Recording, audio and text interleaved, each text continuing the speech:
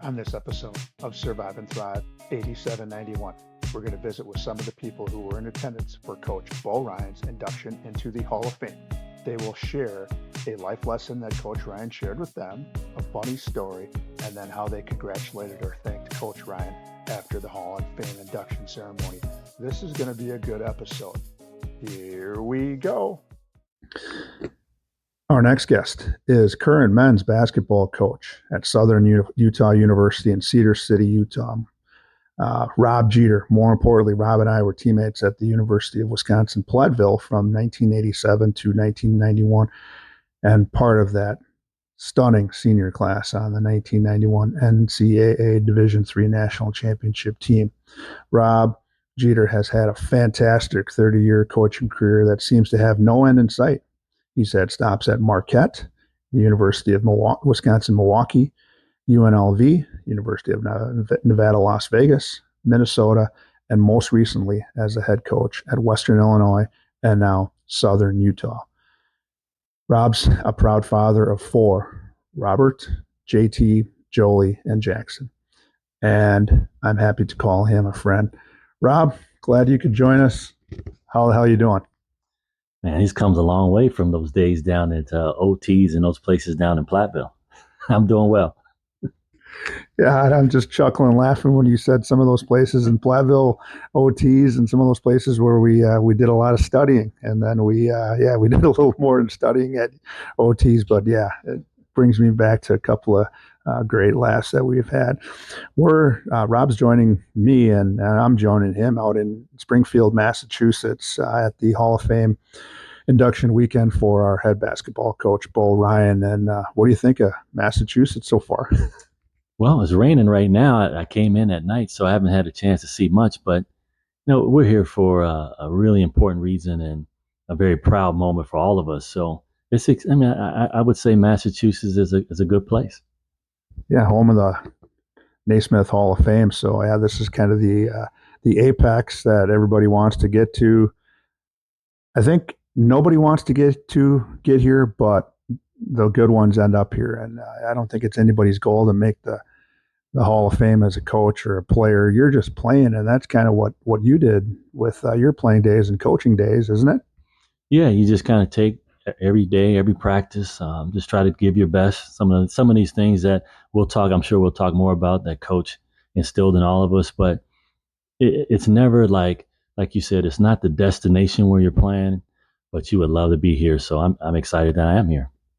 Yeah, same here. I think we share the same sentiments, but we're going to go ahead. We got 3 questions for each of the guests that are here that I'm working with this weekend, and they're all really the same. So the first question for Coach Jeter is, what was one life lesson Coach Bo Ryan taught you that has helped you survive and thrive? Wow, there's so many. I think one of our teammates, Brian Gilmore, had a T-shirt. There was probably hundreds of on them, right? Yeah. I think the one that really stands out for me is there's 2, Ron. One is do the ordinary well, and something extraordinary will happen. I think that's one. That's a great one. And the other one is plan your work and work your plan. I think those 2 for me have always stood out. Yeah, like I've shared with Coach Ryan in the last 5 episodes, this being like number 6 or 7. He's really kind of made it simple, and I think that's been a key for not only kind of my life, but also your life as coaching. And I know you shared a little bit of that as just kind of keeping it simple, right? Yeah, keep it really simple and do the ordinary things, right? Those are the simple things. Those are the things that you do every day.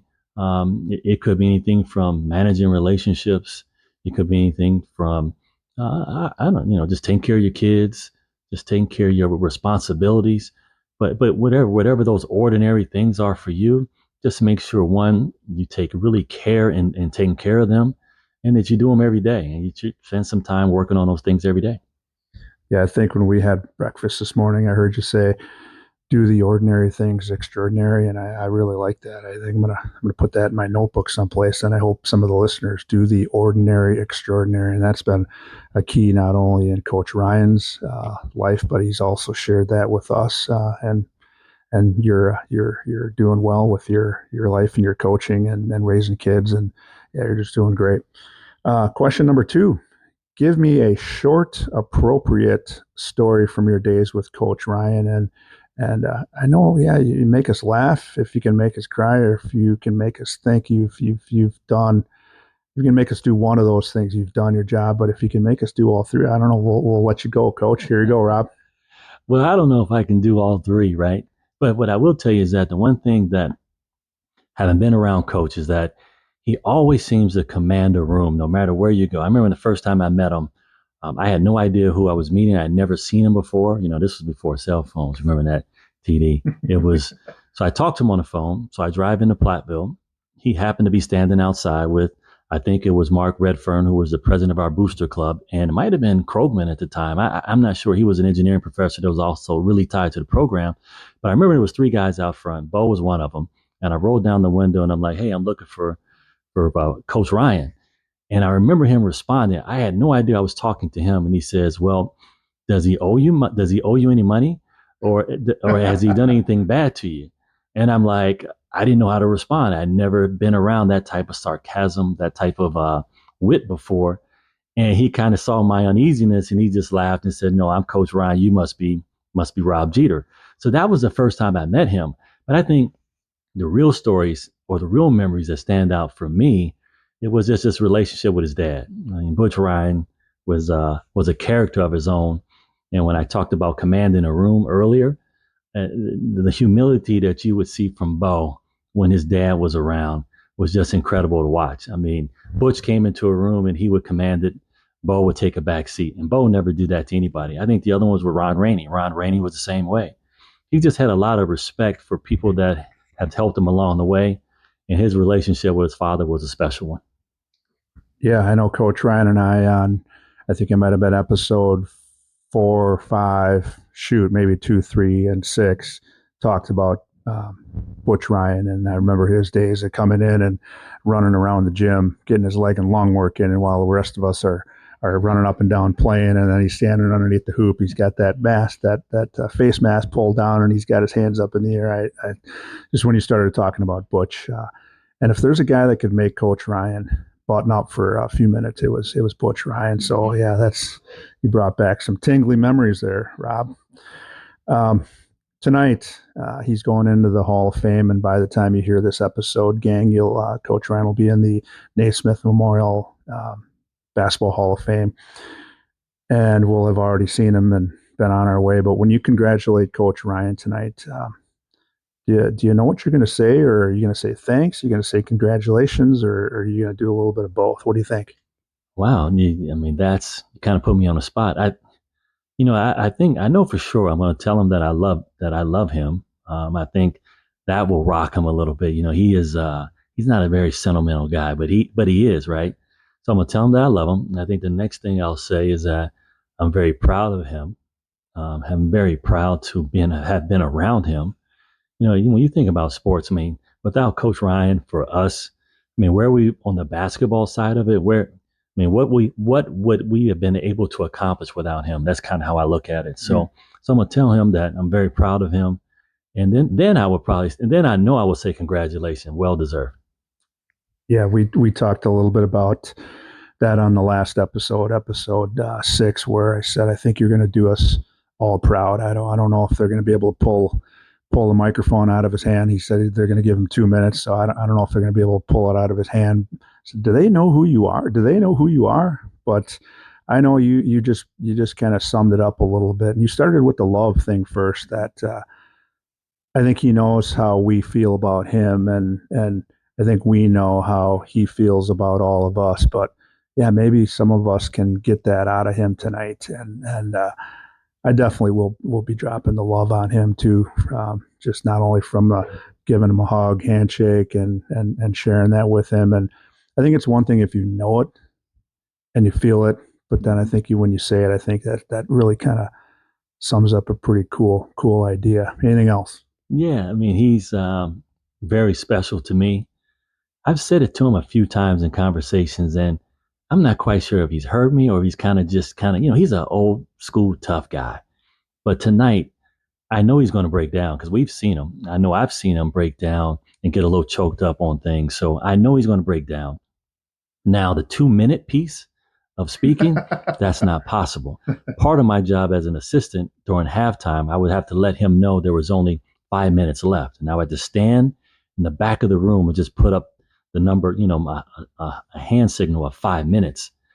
I don't know if a 2 minute signal tonight for me is going to get this done, but it's just an exciting night, man, and it's well deserved, and I'm happy for him and Kelly and the whole family. He is from Division 3 to the Big Ten, from national championships to close to in Division 3 to close to a national championship at the highest level.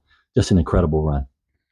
Yeah, I don't know if any of the assistants, former assistants that are going to be in the crowd tonight, Greg Gard, Sharif, I think is going to be there tonight, Chambliss.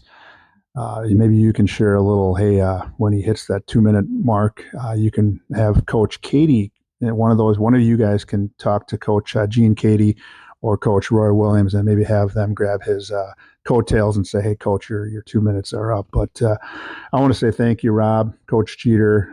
Best of luck to Southern Utah this year. And I know we'll be watching you from afar. And those of you that are fans of us former Platteville guys, Coach Jeter will be in at Loyola on November 19th. November 19th, we'll be at Loyola in Chicago. Okay, so those of you that are fans of us Platteville guys and Rob Jeter fans, I'm one of the big Rob Jeter fans that I'm planning to be in Loyola on November to catch them, Southern Utah at Loyola. So, Rob, thanks. It's always great to catch up with you, and it's like we haven't seen each other for maybe a couple hours or 2 weeks or a couple years, but it's always good visiting with you.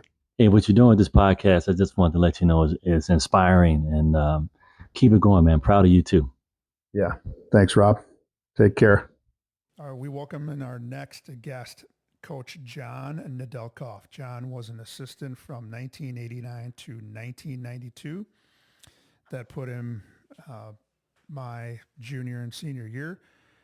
Coach was one of the coaches on the D3 national title team in 1991. Since he left the friendly confines of Platteville, University of Wisconsin-Platteville, he has ventured on a course of head coaching. He was the coach at Mayville High School, Moline High School in Iowa, and most recently Oregon High School. He was a teacher and coach for 27 years. And upon his retirement a couple years ago, currently is a basketball trainer, ball handling, shooting guru. So we'll kind of let him talk a little bit about that.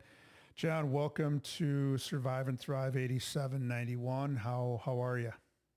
Hey, super, Tim. Appreciate having me. It's an honor, and I wish I was retired. Don't tell my wife that, okay?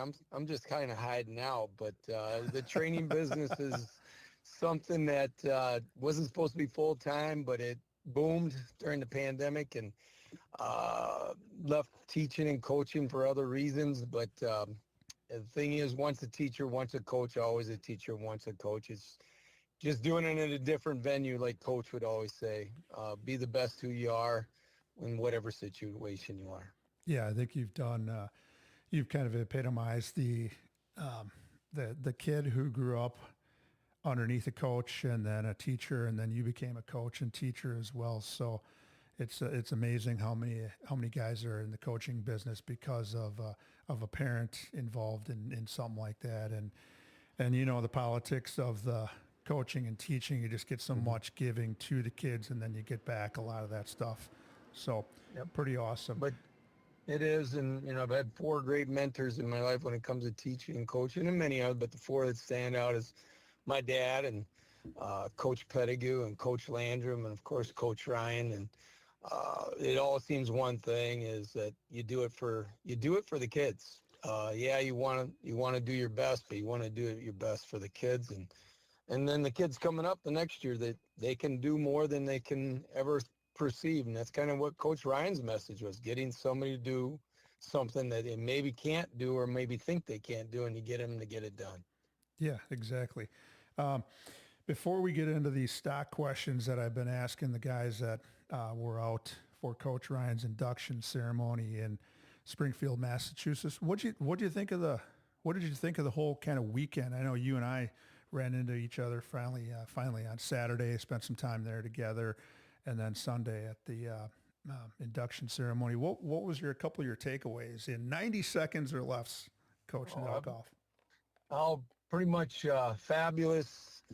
Glad my wife said you're going now when it first was announced, and I just looked at her and I said sure. The other thing was from the Hall of Fame to seeing all the Dr. J's, the Magic Johnsons, to Larry Birds, you name it. I mean, that's all candy back when you're in the 80s and the 90s, growing up as a 10-year-old, 12-year-old, 18-year-old. You're watching your heroes, but more importantly, in a short note, coming together, seeing Coach get honored, his family getting honored, but it also just coming together, all us guys and ladies, spouses, friends. It was fantastic. It just kind of put a exclamation point on a gentleman and his family that had a huge impact on many people's lives. Yeah, I can't agree with you more on that. I told a couple of, maybe I told you that I'm going to go from a mid-50s-year-old guy in a matter of seconds. I'm going to turn into a 12-year-old boy. I was just gawking at Larry Bird, and we saw Pat Riley at the museum, Hall of Fame museum, and yeah, instantly I was taken back to being a 12-year-old kid instead of getting autographs. So I was trying to grab some selfies. I tell you, just watching the Showtime all together, everybody was there but Kareem, and Coach Riley was there, but from Norm Nixon to Bob McAdoo to Jamal Welch, guys that were even before Showtime in there, and all the guys and then all of a sudden Larry Bird pops his head in there in the little huddle, and I'd like to know what he said in that huddle. In that 9 seconds, he popped his head in there. Just watching like that, Coach would say, be that mouse in the house, and imagine what he would have said in that huddle. That would have been hilarious. I can imagine he said something to the effect of, right, 3-point contest, who's getting second? I think I heard him say that before somewhere. Yep. So, all right, we're going to get, we got a little bit of a crunch on time here, but we're going to go ahead and, what was one life lesson Coach Ryan taught you that has helped you over your career as a teacher and a coach, and now training kids to survive and thrive? One life lesson. One life lesson stands out. Probably in the first week we were together, that he gave a 21-year-old a chance to coach guys that are older, and be the best of whoever you're at, whether you're a garbage man, a lawyer, teacher, an office worker, whatever you're at, be the best at what you do. Buy in. Don't be wishing where you're at. And we saw that with Coach. If he was in Platteville, he was all in at Platteville. He was at Milwaukee, he was all in at Milwaukee. He wasn't wishing for the next job. He was working the job to fulfill everything that could be done with that job and the people around him. And that's something, no matter if life gives you lemons or lemonade, you got to make the most out of it. You can't be wishing for something that might never occur, and you're putting not enough energy in where you're at. Yeah, that's amazing. You're just almost saying it exactly like he said it. As soon as you started saying that, don't wish for it to be somewhere else. Do the job where you're at right now. Basically be present. And I think I can remember him saying that, and it brought back some goosebumps there a little bit, Coach. So that was awesome. Good share.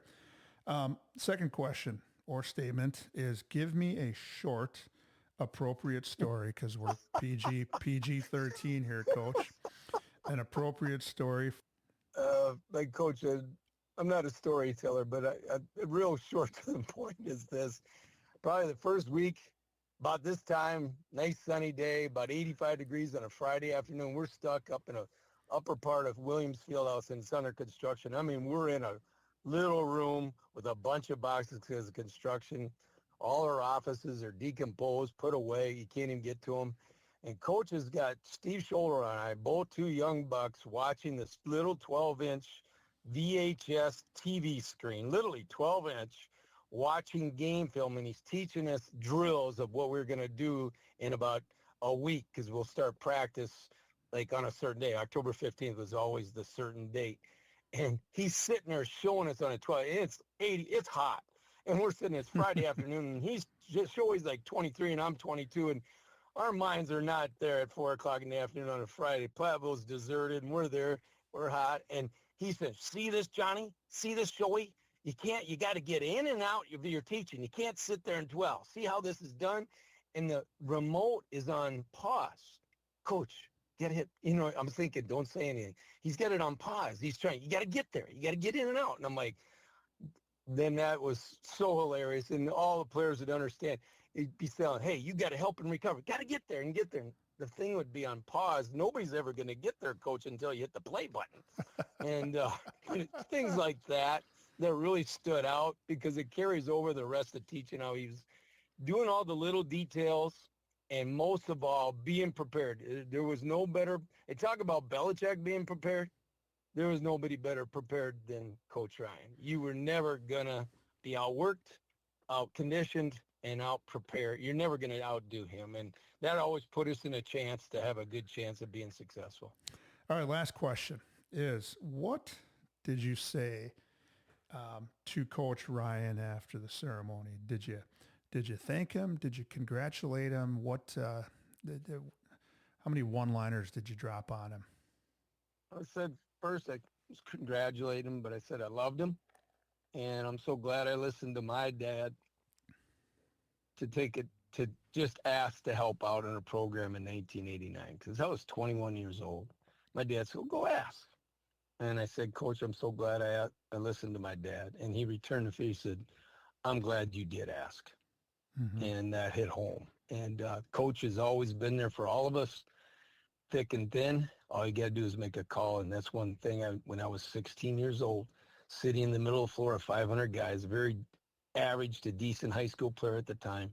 And he comes up to me and says, so you're the young Nedeljkov everybody's talking about. Mm-hmm. He always made a point to reach out to people and see what's going on. And Coach is so good at that. And I can't thank him enough in so many ways. Yeah, that's just so special. And then how he has managed to stay in touch with all of us over the course of time. And he, very well could have, when he was climbing that ladder, he never forgot about the guys that were there down on the first and second rung that maybe helped him get up on the ladder and get climbing. And he also helped us climb the ladder from, starting out in a small school district and then climbing up the ladder and continuing to grow. That's just awesome that you were able to share those, moments with Coach Ryan and the fact that, again, he was able to, talk to you about it and thank you as well. So it's very good. Well, hey, John, I want to, Coach Nedeljkov, I want to say thank you for jumping in. I wanted to get You're too formal, Timmy. Come on, we've known each other. Coach, Johnny, Wani, whatever. Now that's better. Yeah, now there we go. That's the way it should be. Yes. I want to thank you for coming in. I think this will add to our programming next week, and make sure you tune in and jump in, because I think you'll hear the same stuff from everybody else that we're going to talk to in the next couple of days. But I really loved the few moments here. So thank you, Coach. I want to thank you, Tim, for what you're doing now in an age that we need it bad. Survive and thrive is just words, but what you've been doing and trying to help all people of all ages, from adults to kids, keep doing what you're doing. Like Coach said, be the best you're at, and you're already on your way. But thanks, Timmy. Survive and thrive, baby. All right, take care, John. Our next guest, we welcome former UW-Platteville Pioneer TJ Van Wee. TJ played at UW-Platteville from 1989 to 1993. He finished his last two years as an all-conference player and an All-American, 1992 and 1993.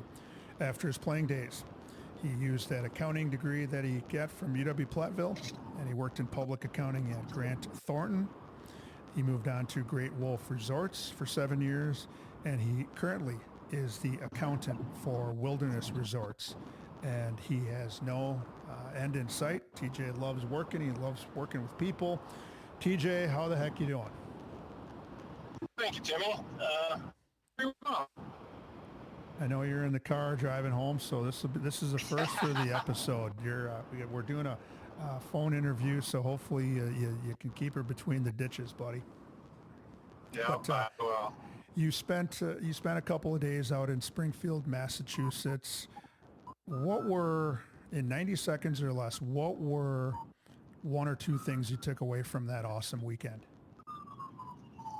oh, it was a wonderful gathering. It was great to see a lot of the old teammates from Platteville. And obviously the main reason we were all out there is to celebrate, Coach Ryan's induction into the Hall of Fame and to share in his great honor of finally being recognized as one of the greatest coaches in college basketball history. Yeah, I mean, I think you've summed it up. What everybody else was thinking, or what everybody else has set up to this point of just being recognized as one of the greats of really all time. And hopefully that police car that just went cruising by you wasn't picking you up. No, it was not. Yeah. Actually, it was a police officer on a motorcycle. That's the first I've seen one on the interstate buzzing around. So, no, I'm not getting pulled over either. Yeah, this will make some good. I'll keep it under 95. How's that sound? This will be good for the water cooler after this episode. So I've been basically asking the people that have been out there, went out to Massachusetts, 3 questions, and I'm going to have you answer these if you can in about 90 seconds or less. Don't go on a long rant like Coach Collins did. Yep, I'm not going to be like Doug Collins was last weekend. Yeah, he went a little long, but it was all good stuff. So question number 1, what was one life lesson Coach Ryan taught you that has helped you survive and thrive in the accounting world, in a parent world, professional world, or life? Sure. Well, I think one of the main ones was, he always preached working hard and, good things will come. So, being dedicated, working hard at whatever it is in life, your job, your relationships and whatnot, and, good things will come. Being the point guard for his teams, and he always, give the point guard the leadership role and direct the team, which has also helped in, the business world of being a leader of your department, your business, your company, whatever it is. And, I think he instilled that in myself. I was always the point guard and kind of followed in his footsteps as being a point guard at heart, and then obviously a coach and the leader of our team. And he would expect the same out of a lot of his point guards and myself throughout my career there at Platteville. Yeah, I think he's made mention of his point guards and from the beginning of time, Randy Kazan, all the way through Bronson Koenig, those guys, and everything in between there. He's really relied on great point guards, and I think it helped having you in the very beginning of his career, successful, smart, great player, great leader. And that's, probably laid the foundation for the rest of the guys that he coached along the way. So, yeah, great points. Number 2, give me a short, appropriate story from your days with Coach Ryan. I'd say it would be the pinnacle is winning the national championship, and going through, the Final Four in Ohio, and then ultimately holding up the gold ball, and then afterwards, enjoying it with the fans, our family, teammates, coaches, having a little celebration. Yeah, as you're talking about that, I'm just getting goosebumps listening to you talk about, you and I have had a chance to share a lot of those kind of same experiences together, and And as a Absolutely. as a good friend of yours, lifelong friend, brother, teammate, yeah, it just kind of gave me goosebumps when you started talking about ending it at the Final Four and capturing the title as a team, and then celebrate with all of those boosters, parents, fans. Yeah, it was just a good time. So yeah, that was. Yeah, you and I have been able to celebrate in a couple, one in high school and one in college. So Well, not too many people can say that. no, we got that. Maybe that'll get us in the door at the Hall of Fame someday. Number 3, what did you say if you had a couple moments with Coach Ryan after the ceremony? Did you thank Coach? Did you congratulate him? Did you do a little bit of both? Hopefully, All of the above. Obviously, well deserved. So, congratulated him, thanked him for everything, told him, this was quite the honor for him and well deserved, and it was great to have him be my coach and our coach too. Yeah. We're all one big family, and back to the leader. He was the leader, fatherly figure for us, and it was great to see him get the recognition he deserved. Exactly. I think a couple of the guys that we've talked to, or I've talked to in the last week or so, just enjoyed the ride.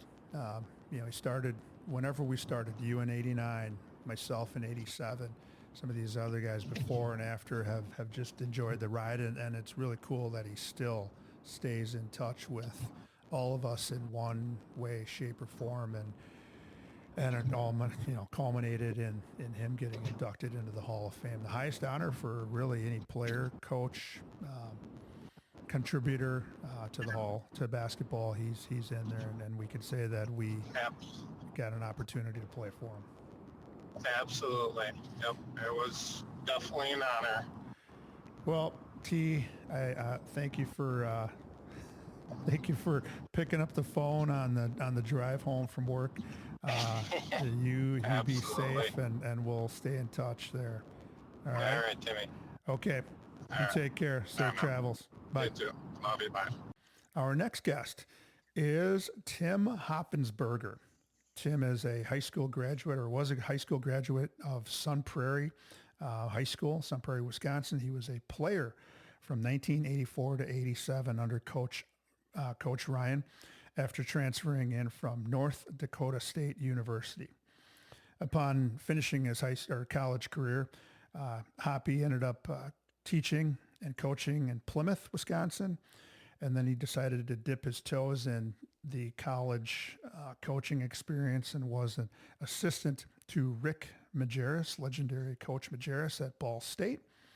And because of family and marriage, decided to go back to high school and did some coaching and teaching at Germantown High School. He followed that up with 8 successful seasons at Neenah High School. And upon getting out of coaching, decided that he wanted to work on his craft in the econ field. So he focused on his teaching, and as a result took home several teaching and advising awards for his for that recognition in economics. He then got back into coaching and was a coach at Oshkosh Lords High School and was a part of that 2021 state title team. And after 33 years of teaching and coaching, decided to retire, and now he's enjoying retirement after all of that time. So, Hoppy, what is up? How are you? I'm doing great, and it makes me sound a little old when you put it that way, but I'm really enjoying retirement, and it's great to look back at kind of the things that, we were able to accomplish during our careers. Yeah, I tell you, I know you were leaving UW-Platteville in 1987, probably that spring of 87, and I was coming in the fall of 87, so we kind of like two ships in a night passed, but then just with coaching and our Platteville ties have remained friends probably since that time. So I've really enjoyed that friendship. Tell us a little. So I was out there, Springfield, Massachusetts. So are you and your wife. Tell me in 90 seconds or less, can I wrap it up? What was special about the weekend for you? Well, I think everything was amazing. Just for the fact that Coach Ryan was able, they were able to recognize him for his lifelong feats that he did, not only on the basketball court, but in the classroom. And, Coach meant a lot to all of us. But to be with and to walk around some of the greatest players that have ever played the game or that ever coached the game at that event. I know the first night I was there, I was walking around and my wife said, well, just go up there and take some pictures. And I literally was walking past, Magic Johnson, Larry Bird, some of the guys that, to me are almost, well, they are legends of the game, but they almost seem bigger than life, because they were so incredibly good at what they did. And then to see Michael Jordan, and then the list just went on and on. But it made me feel so good to know that our coach was being recognized along with those types of players and coaches that were in that room. Yeah, you just rattled off some names, and I told a couple of other guys, and I think I might have told you in just our short conversations that I went from a mid 50-year-old dude, guy, man. And when I saw those guys, I turned into like a 12-year-old boy. I mean, I didn't have that paper or pencil in my hand because we're in the 2000s now, but I had my phone and I was walking up to, hey, do you mind if I get a selfie with you? And yeah, I was transformed back into a little kid. And it was so, I think that's why I enjoyed it. I felt like I was a little kid again. And you know how when we're little kids, we just were excited about everything. You kind of wrapped it up. It's just so exciting to be around those guys, man. Yeah, it was a wonderful event. And like you said, I was giddy. I was like a young person, and it just was just a wonderful event. Yeah, exactly. Well, Hoppy, I've been asking all of the guys, people that were out there celebrating Coach Ryan, 3 questions. And we're going to start with question number 1. What was one life lesson? Because the podcast is Survive and Thrive. What was one lesson Coach Ryan taught you that has helped you survive and thrive in the coaching and teaching and really the life? What was one thing, one life lesson? You bet. Well, I think it's a great question. And obviously Coach Ryan and our assistant coaches, provided us so much. And I think if I had to say one major thing that he did is really to look at each day as a brand new opportunity. He didn't put it in those exact words. A lot of times he used this phrase that said, quit living in the past. And, initially I didn't understand what it meant, the first year as he would say those things to us after certain things would happen. But as I played for him, and then, he always gave great talks that you could really decipher exactly what he was trying to say to you. And basically what he was saying is, hey, it's great that you did something really good today, or it's unfortunate that things didn't work out for you today, but tomorrow's another opportunity. I can give a really good example through that. As I mentioned, my wife, when she was 33 years old, she was diagnosed with cardiomyopathy, and it kind of came out of nowhere. We just thought she had bronchitis or something. And we're at the doctor's office, and they take her through some tests and so on. And then all of a sudden they just basically said, you have a very weak heart. And so at that time, our kids were 6, 4, and 1. And all of a sudden my wife, they can't tell her if this is going to end her life. And so this was very traumatic for us at the time. But you have to almost appreciate the fact as time went on that my wife was able, through medication, through, a defibrillator, pacemaker being put in and so on, was able to survive and also do very well in life. And she's still doing well today, 26 years later or whatever. But I think that, at that point in time, I'm wondering, why is this happening to me? And, I think we all can pick something like that in life. But I think the lessons that I learned from Coach was, let's look at the positive that came out of this, and let's keep looking forward. Live in the present and don't worry about the past. And yeah, Right. you can think about the future, but let's get it done right now. And then when it's done, like Coach always said, next. What's next? Who's the next opponent? What do we got to do tomorrow to get better? Today. And I think you wrap that up pretty good. Yeah. Question item number 2. Give me a short and appropriate, because we're PG-13 here, appropriate story from your days with Coach Ryan. And again, maybe one that'll grasp the listeners here, one that makes you cry, laugh, or think. Any one of those 3, if you can wrap it all up in one story, great. Yeah. This one was kind of a funny story. At least it was funny to me. I know at the time it probably wasn't that funny to Coach, but he even brought it up again the other day when I was talking with him, and seems to bring it up every time. But Coach would, a lot of times, if we were scrimmaging, he would let a lot of fouling go on. And, sometimes it was almost like he would see how you reacted to things.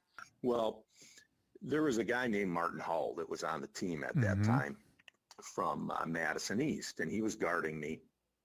And he just started, reaching in and slapping and so on and so forth. And he got a steal where he took out both of my arms, and he goes down to lay it in. And I'm looking back at Coach, and he's standing at half court with his arms, crossed, and he doesn't, do anything. Well, the ball comes through the net, and Martin pushes the ball towards the doors that led into the entrance of the gym. And I kind of looked around at Coach again, like, what is going on, man? Why are you letting him do that? So the ball is on the floor, and I'm going to kick the ball so it hits the doors and I can catch it, for the guy to inbound it. Well, out of the corner of my eye, I saw one of my teammates, Mike Hemming, running to get a drink of water, and I had to lift my toe in the air when I was kicking the ball. The ball hit about 25 feet up on the wall, and it went on the roof of the facility. So it didn't come down. It stayed up there.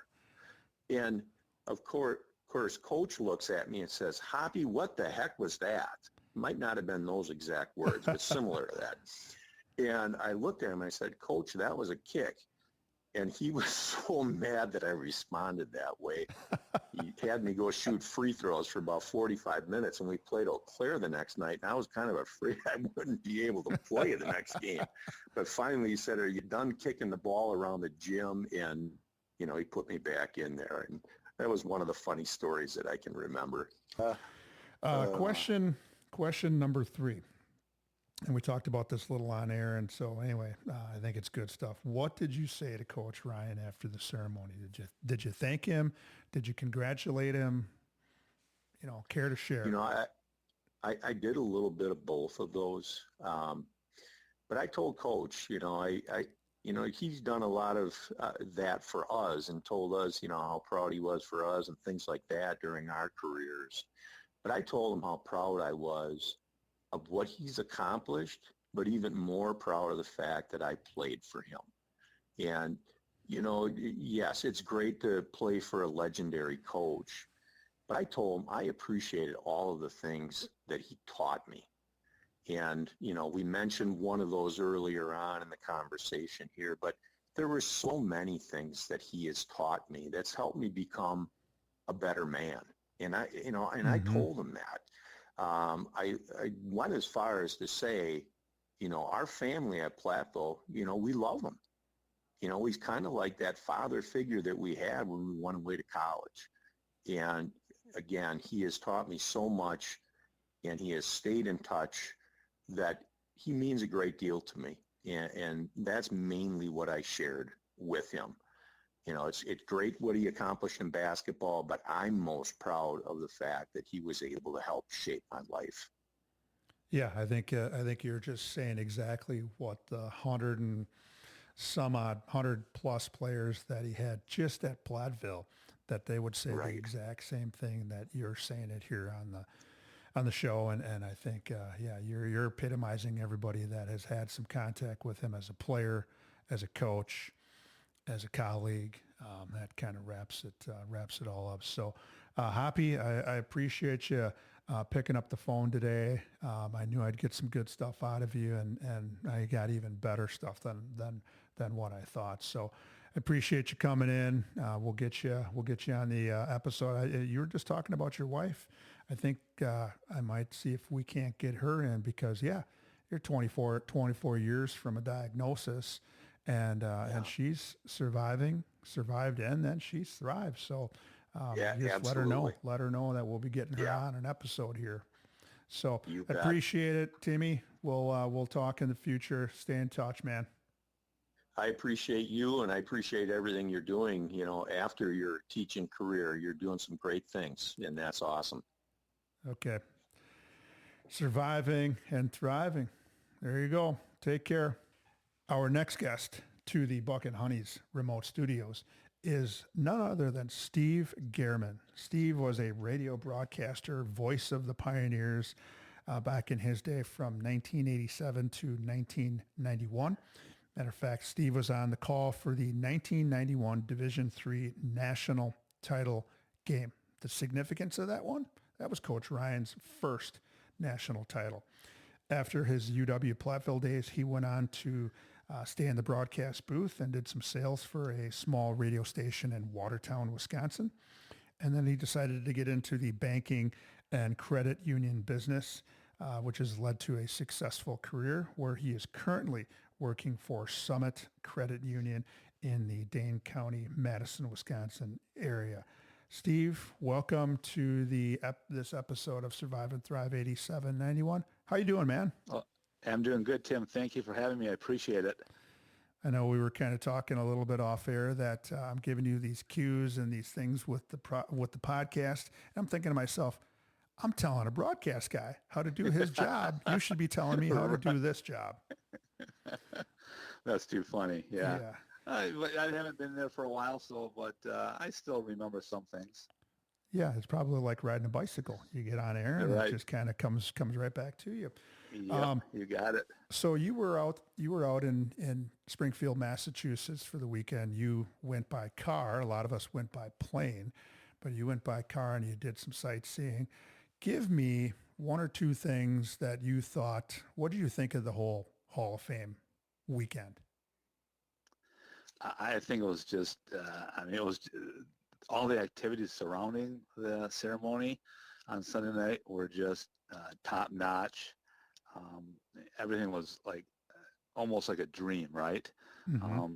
You got to see the old NBA players there. You got to see the coach, obviously, Ryan, get inducted, the other inductees, and listen to their speeches. And almost every one of them, thanked everybody. They're almost the same speech, right? Thanked everyone, very appreciative. And as they move forward, they're going to try to teach the younger generation, how to do things. And Yeah. in a nutshell, that was everyone's speech. Yeah, it was really just powerful, and I know I know I've shared this with not only you but some of the other guys. It was just really cool to see people from when we were kids watching these Right. guys that were running up and down the Oh, floor and slamming and jamming and shooting threes, and all of a sudden they're 5 feet away, and it was just so cool to see, like you yeah. said, coaches, former players. Um, I know I saw Bob Costas and Marv Albert. So it was really cool to see those guys. And I know you saw Spike Lee. Tell us a little bit about Spike that. Lee. Yeah. Well, so that was at the jacket ceremony, I think on Saturday night. Yep. And I think what happened is, Spike's is a pretty smart guy, right? He knows if he's going to sit down, people are probably going to gravitate towards him. So before he sat down, he just stood up and said, "Come and take pictures with me." Oh boy. Kind of a proactive move. And I just was lucky enough. Someone told me he was in there, and I was able to, take some photos with him. It Yeah. was really cool. For those of you that are listeners, hop on Steve Garriman's social medias, and you can see a ton. You're the selfie king, Steve Garriman, the selfie king. Yes, I love looking at your social media stuff. So One other thing too about the weekend, not only seeing the NBA players, and the inductees, but some of the old UW Platteville guys that like you and Rob Jeter, Dell and TJ, Lamont Paris, all those guys. I got to talk to Bo's Matt and Will, his son, so I got to meet them. So that was really cool too. wow, you're getting the cry, laugh, and think, which we're going to come up here to one of our questions. You kind of got me choked up there, Steve. So awesome. Well, I've been asking 3 questions to some of the people that were out there to help celebrate Coach Ryan's induction ceremony, and I know you weren't per se a player in the program, but you helped promote the program via the broadcast booth and your work behind the scenes with some interviews and some interactions with the players and coaches. First question I had was, what was one life lesson that you did an interview with Coach, you did some speaking to him here or there on campus? What was something you took away that has helped you survive and thrive in your own life? I remember one time I was doing the Bo Ryan radio show, interviewing him, and I was just a young kid, right? And I thought I knew it all, right? And so the Pioneers had just come off a loss to some team, and they had missed a lot of free throws. And I remember talking to Bo and said, hey, if you would have made like 2 more free throws, 3 more free throws, whatever it was, you would have won. Well, he said, there's a lot more to the game than just free throws. But I kept saying the same thing. Like, but if you would have made those free throws, you would have won. So one thing that I took away from that is, hey, don't just focus on one thing. There's a lot more, no matter what you're looking at, than just one thing. Yeah, I can think you don't want to just now. look straight ahead all the time. You got to look sideways too. Otherwise, you're going to miss out on a lot. Man, that's such good insight because, it's not just free throws. For him, it was, what our defense, our offense, our full court press, our press break. Those are all things, the dribbling, the passing, the catching. He focused on everything and emphasized everything. Yeah, it wasn't one thing. It was a ton of things. Yeah, I could see where right. that. And you can't just have your blinders on. No matter what you're talking about, whether it be basketball, on the court or off the court, you can't just look straight ahead. Otherwise, you're probably going to miss out on some things. Plus, you'll probably be wrong. Yeah, I can see where that can to definitely, help somebody survive and certainly thrive. Exactly. Number 2, give me a short, appropriate story from your days with Coach Ryan. One that maybe made you kind of giggle, laugh, cry, think a little bit. I mean, he's really made you think and asking and harping on the free throws. He probably made you think a little bit. Yeah. Yeah, this is another pretty good story. This was the 91 championship game. And you know me, even as a broadcaster, I was more of a fan. So that game I was doing color with Chris Merring. And I'm like, oh, geez, I'm late. I got to go do my pre-game interview before, the game starts, and I'm late. So I sheepishly walk in. I'm like, Bo, can I interview you? And how coaches are. They're kind of in their mindset, ready to go. He said, no, not. Okay, come on in. So even then, championship game, first one, life lesson, hey, some things happen. And he didn't mean to be late. Don't blame him. Still go on with it. Yeah, exactly. I mean, he's still going to get the job done, and he knows you got a job to do, and he's got a job to do, and yeah, you might have missed a couple of minutes or something, but yeah, you're still going to you're still going to do your stuff that you got to do, and I think that's one thing that Coach has been really strong at is just making sure that we're not going to skip any steps in the process. We're going to do them all, and we're just going to get things done. Yeah, that was good. What did you say to Coach Ryan after the ceremony? You were with him Saturday night. You got a chance to see him Saturday night. I think you mentioned that to me, that you got a chance to talk to him. And then Sunday night, induction ceremony, and then we're at the little post-game party. What did you say to him? Did you thank him? Did you congratulate him? Go ahead, Steve. I really did everything. I thanked him um, for letting me, be around him, right? All these years, right? I mean, from Platteville, I told him I was at his first game at UW Milwaukee at the Clatchy Center. He played UW, first game there, all the way through Wisconsin. If it wasn't for him, wouldn't have been as fun broadcasting at UW Platteville, right? Championship games. Mm-hmm. If it wasn't for him, I probably wouldn't have gone to a Final Four. I was at the Final Four in 2015. And so all the things that, all the way along the line, all the way from Springfield, Ohio, from 91 to Springfield, Massachusetts, 2024, and everything in between. So I thanked him for a long time, and he was kind of joking that, is this going on for any longer? Because it kept going on. And then, at the end, I congratulated him and just thanked him for, let me kind of be around him for all these years. Yeah, that's crazy. I know I've talked to players and coaches, and here you are, a student, and you love the game. You're a student. You also had a role that allowed you to interact with the players and the coaches, and in particular, Coach Ryan. And here we're what, 20, 30 some years afterward. 30 some, yep. 30 some years afterward, and he still stays in touch with you and remembers who you are. And he's taken us all for a long ride, like you said, from Springfield, Ohio to Springfield, Massachusetts. And I think the nice thing about our situation, you and I, Steve, is that we still are going to be with him, and for the next however many years, we'll see him and cross paths, and we'll be able to catch up on things. And he's really let us be a part of his life, and same with us. We've let him be a part of our lives. So, yep, right. I love the insight. I'm definitely going to have you on again, and maybe give me some pointers here for my own little show here. But I appreciate you taking the time out of your busy day to day to talk about something that we all had a hand in. So I appreciate your time today, Steve. Well, you're welcome. Thank you, Tim. Appreciate you. All right. Continue to keep surviving and thriving. Awesome. Okay, welcome back.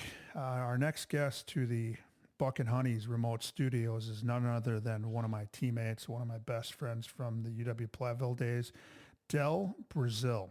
Del was a member of the 1991 NCAA Division III national title team. Del started his sophomore, junior, and senior year, so he's a 3-year starter.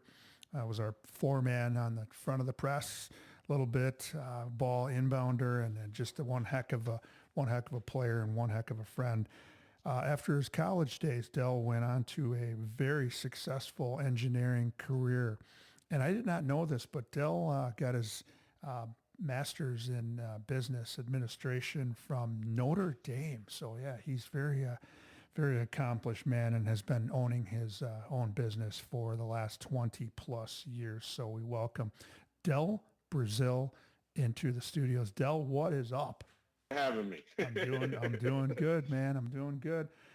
You were out in Springfield just like I was, you and your wife Tammy, and been kind of posing the same question is you were out there 90 seconds or less. What was the best part of that whole weekend other than Coach getting inducted? I think the best part is, just rekindling with old teammates and friends, and, having dinner or lunch, and like you and I went to the Basketball Hall of Fame. That was the best part for me. Other than Coach's speech, that was the best part. Yeah, I mean, we don't get to see each other but when we get together, it's like, we never lost touch, So yeah, that was the best part. Yeah. I mean, you've hit it right on the head, and I think almost everybody said the same thing. Seeing teammates, friends, coaches, boosters here and there. Certainly, Coach Ryan's family had some of the same takeaways of haven't seen a guy in 6, 8, 10 years. Some people 30 years, and you just started talking like we saw each other an hour ago, passing each other on campus. So Exactly. And watching TJ shoot craps. watching TJ shoot craps, yes. Yes, anytime we can spectate watching TJ take money from the MGM, that's a good day. Exactly. So I've basically been posing three kind of questions to some of the people that were out in Springfield, and I'm gonna start with the question number one is for you. What was one life lesson Coach Ryan taught you that has helped you survive and thrive in the engineering world, parent world, husband, relationships? What is one life lesson he taught you? It was so many, but the one that always sticks out to me is don't get beat the same way twice, and it really applies to life because you're more focused and disciplined, and it's just don't keep making the same mistake over and over again. Make a mistake, learn from it, and move on. So that was one of my biggest things, and I talked to my own players about that as well. Don't get beat the same way twice. Yeah, as you're saying that, I'm back in the film room with Coach Ryan now, and as soon as you said that, it kind of tripped some triggers a little bit. I'm like, yeah, that's just like 30 some years ago. I can hear that now. Yeah. So definitely something. Number two, give me a short, appropriate story from your days with Coach Ryan. Something that maybe makes you cry, makes you laugh, makes you think. Go ahead and share a story. Yeah, I got two quick ones. The first one is when we all go to film room. It's pointer time, and he's always pointing at that screen. He's like, "Get there, get there, get there," and I'm like, "Coach, you got it in slow mo. I'm never gonna get there." So take it off slow mo. Get there, get there. And he's slamming on the screen. So I can see that pointer now. I'm like, what did he do with that? Yeah. Did he take that? That looks like an antenna that he ripped off a boombox somewhere. Exactly. And then my other one is Nigel Brown came up to me one day and was at before practice saying, Coach just talked to him. I said, "You okay, Nigel?" He said, "Yeah." He said, he asked me if I knew the square root of 1 million and whatever number. And he said, "Coach, I don't know." And he said, "I know you don't know because you ain't going to damn class." So that was vintage Coach Ryan right there. Yeah, and he probably gave you a little wink. You maybe want to get to that math class. Exactly. Oh man, yeah. That was a good one. And that number sticks three, out big time. Yeah, number three. You were out there, and I know we talked a little bit before about what we were going to say to Coach, what were we going to thank him, what were we going to congratulate him. If you care to share, what did you say to Coach Ryan after the ceremony? Did you thank him? Did you congratulate him? What'd you say? Oh, both. I thanked him for all he's done for all his players and the game of basketball, and told him it was well deserved. And I told him I loved him, and he said he loved me. So that's that was a brief conversation, but it's very powerful. So, but it is his reward, and being inducted was well deserved. He put in all the hard work, and we watched him, and that's contagious. So it rubs off on his players, and just not on the court but off the court. So, but yeah, it was well deserved. Yeah, I was doing the math as you were talking. How many years it's been since we were, running hills, Saturday morning practices, 30, 33 plus years now. And like you said earlier, it's like we haven't seen each other for 33 years, and we can carry on conversations, and he's done that for us, and we got a chance to celebrate him, and 33 years later, we're with him going through this very prestigious award that he did, and we've been along. He's taken us along for the ride since then, and it's still pretty cool that whether you were a player, manager, assistant coach, booster, member, he's willing to talk with you. He stays in touch via phone, picks up the phone, answers questions, answers messages, and he's still doing that today. And I know he's going to be here with us for a long, long time. And I think he'll still do those things. Absolutely. It's all about the memories. You can't take the memories away, and that's the beauty of it. And yeah, and like I said, he always, just like you said, the players, the coaches, the managers, whoever, if you're on the team, on the court or not, the film coordinator, it's like he always treated everybody the same. And if one person ate steak, everybody ate steak. If one person ate a hot dog, everybody ate a hot dog. So there was no special treatment, and he, you knew he cared about you and loved you, and by the way he talked to you and pushed you, and and you want to run through a brick wall for that type of person. So it was a very great experience. Yeah, I think you said it. Just you said what everybody else was thinking, and you just tossed another couple of ideas in my head too about what he's meant to us, and really treated all of us the exact same way. So I think a lot of us have used that in our teaching and coaching and professional and engineering world, and it makes a lot of sense. And yeah, I'm glad you could share your thoughts and your feelings with us today, Del. But I appreciate you picking up the phone on a busy Friday. So I've got to get you back into the office and get you back to work. But yes, like I said, I've appreciated our time together as players, as friends, and we've remained tight, even though we've got a little distance between us. But we've remained tight, and I really enjoyed our weekend, especially the time I was able to spend with you and your wife Tammy. It was a blast. So.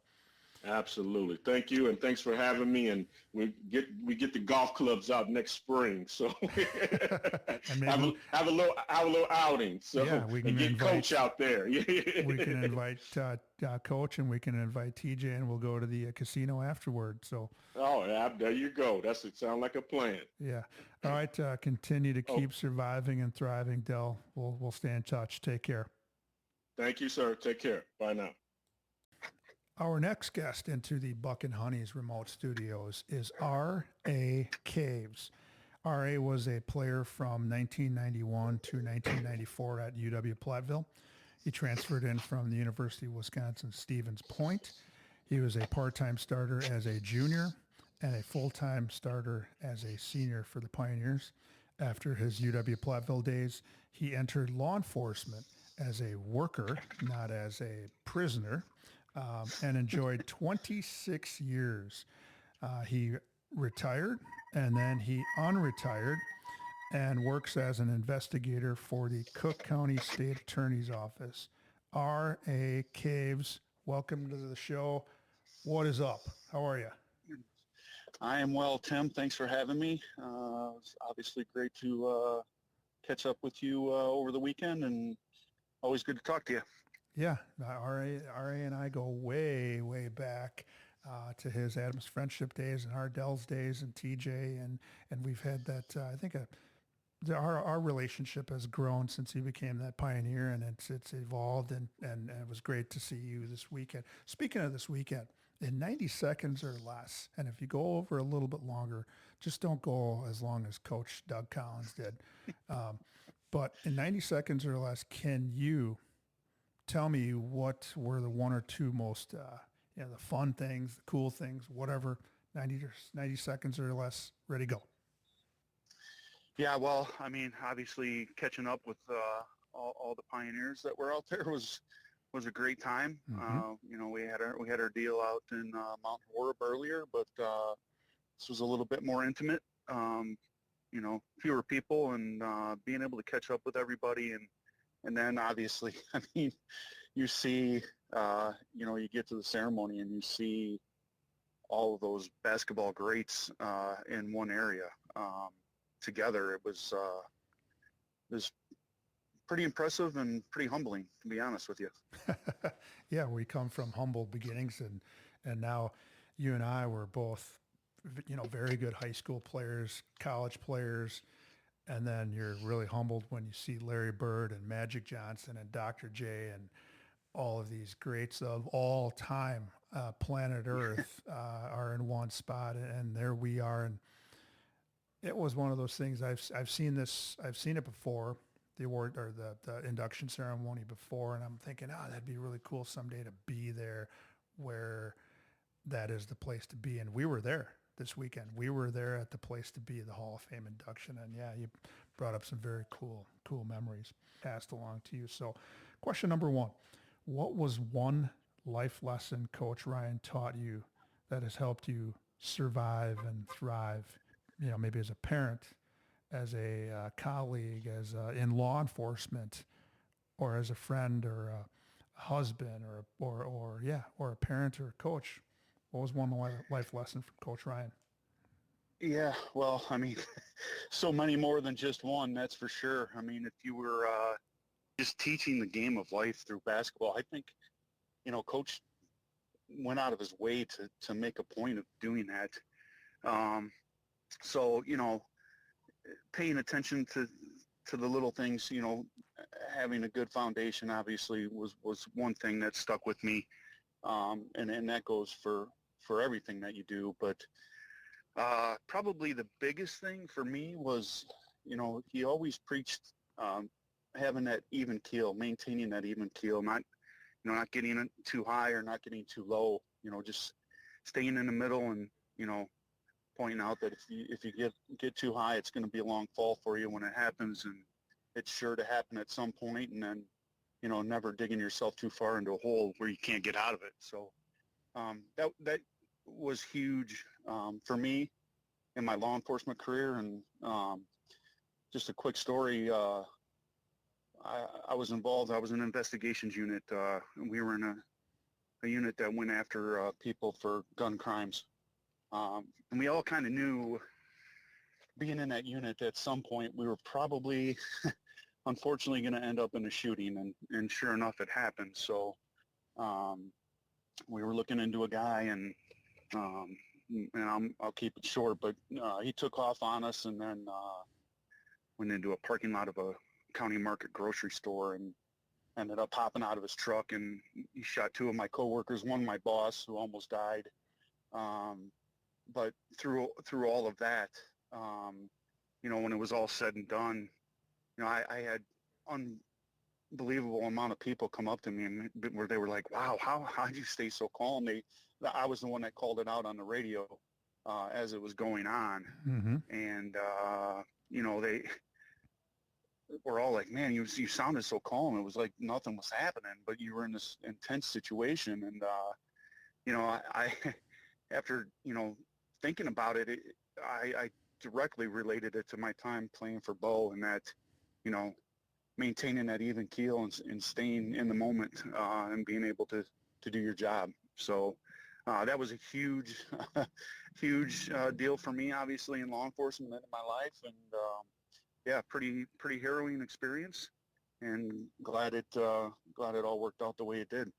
Yeah, that's amazing that you can take what you learned from playing basketball, bouncing the ball, 8 pounds of air, and you can take that to a real life situation of live and die, possibly, if you got some guns being fired and you're doing your job and you can remain calm. Yeah, that's a huge life lesson, and I'm glad things worked out for you, RA. Yeah, I appreciate that. Second item, give me a short, appropriate story from your days with Coach Ryan. Maybe one that made you laugh, cry, think. Yeah, go ahead and share. Yeah, I think he made us all think every day. True. From the days of having to run that damn hill to, right on through till the day we graduated. If you weren't thinking, I think you were lost. But, again, just being involved in athletics all my life and around coaches, and some good, some not so good, but just, man, oh man, you really, when you got there, it was a totally different deal. And one funny story was, I remember being in film session, and,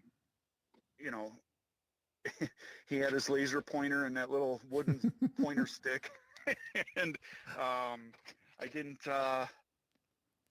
get over and help defense fast enough. And the screen was froze and the laser pointer was on me, and he's hitting the screen with that wooden stick. He's like, all right, get there, get there, get there. And I'm like, well, let the tape roll and maybe I will. I don't know. But just, just different environment for me, obviously. And, but I was good with that too. Holding people accountable is never a bad thing. So, but yeah, that was just one of the things thinking back that I remember vividly, being in that room with all the guys and getting singled out. Again, never let you think that you were too good. That's for sure. Yeah, same, treating the same guy, different name. Dell talked about that as well as that little film session. And you can see how he evolved over time. He went from the pointer to the laser pointer then. Yeah. Wooden pointer, laser pointer. Yep. Yeah. He was evolving with time. All right. Last item. You were out there again before the ceremony, after the ceremony. When you had your moment one-on-one with Coach, what did you say to Coach Ryan after the ceremony? Did you thank him? Did you congratulate him? If you care to share, go ahead, R.A. What'd you say? Yeah, so honestly, after that incident that we had at work, I actually sent him a letter and thanked him through that. Out there, it was just, pretty much I told him, hey, you know what you've meant to me through my life, and he knows. He brought up the letter. So yeah, just congratulating him. Obviously a huge honor, like you said, to be out there amongst all of those greats, and to not just be there, but to be there knowing somebody that's inside those walls, and that had as big as an impact as he did on us. Not a whole lot more needs to be said than the amount of people from Platteville that were out there. So yeah, that was it. Just Coach, you know what you've done for me, and you know what you mean to me. Congratulations, because huge honor. Yeah, that's crazy. There's not too many people that have had the opportunity to do what we did at Platteville in our time there, and the relationships that we built with one another, and those bonds still stay together to this day. But yeah, you put it into perspective. We know personally somebody who is inside those walls of the Hall of Fame, and I don't think there's too many people that know somebody personally that's been inducted into the Hall of Fame, and we're in a small group of people, and I think we should keep that into perspective too, how cool that is for all of us to be a part of that. So, well, R.A., no doubt. I appreciate you picking up the phone today and having given us your insight, because it's powerful stuff, and for the people that need to congratulate somebody for some kind of honor in their own profession, we've all given everybody an opportunity to tell to share what we shared, and I really appreciate that, R.A. No, I'm glad to do it, and again, glad to talk to you, Timmy. It's always, like you said, we go back to high school, and relationships just keeps getting stronger. That's for sure. Absolutely.